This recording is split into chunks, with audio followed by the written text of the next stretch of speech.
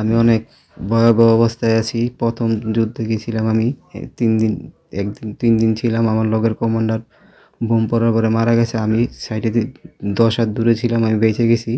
আমার ২ পায়ে ব্যথা পেয়েছি, আমার পাও ২টা ভাঙ্গা অবস্থা, কিন্তু তারা চিকিৎসাও করেনি। তারা ৩ দিন পরে আমাদের আবার নিয়ে গেছে যুদ্ধে। তারা ওদিকে আমাকে ১০ দিন ১৩-১২ দিন যুদ্ধ করাইছে।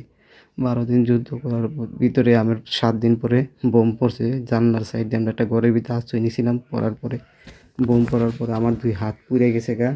আমার এই ২ হাত পুড়ে যাওয়ার পরে তারপর আমাকে ৫ দিন আরও তারা ৭ দিন পরে আমাকে ৫ দিন পরে ৫ দিন এই হাত নিয়ে আমাকে যুদ্ধ করাইছে। যুদ্ধ করার পরে ১২ দিনের মাথায় আমাদের কমান্ডার গ্রেনেডের আঘাতে মারা গেছে। তারপর আমরা ভাগ্যক্রমে বেঁচে গেছি। ১২ দিন ১৩ দিনের পরের দিনে আমরা চলে আসছি, আমাদেরকে নিয়ে আসছে। আসার পরে আমাদেরকে চিকিৎসা করেছে। আমাকে ২ বার ড্রেসিং করে দিনের ভিতরে আর অ্যান্টিবায়োটিক সুই দেয়।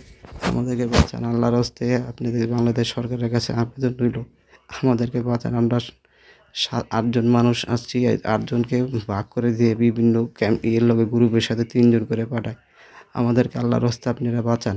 আমরা এখানে তো যুদ্ধ করতে আসি না, আমাদেরকে আর্মি ক্যান্টামে চাকরি দেবে বলে আমাদেরকে নিয়ে আসতে, আমাদেরকে মারধর করে এবার আমাদেরকে যুদ্ধ পাঠাইছে।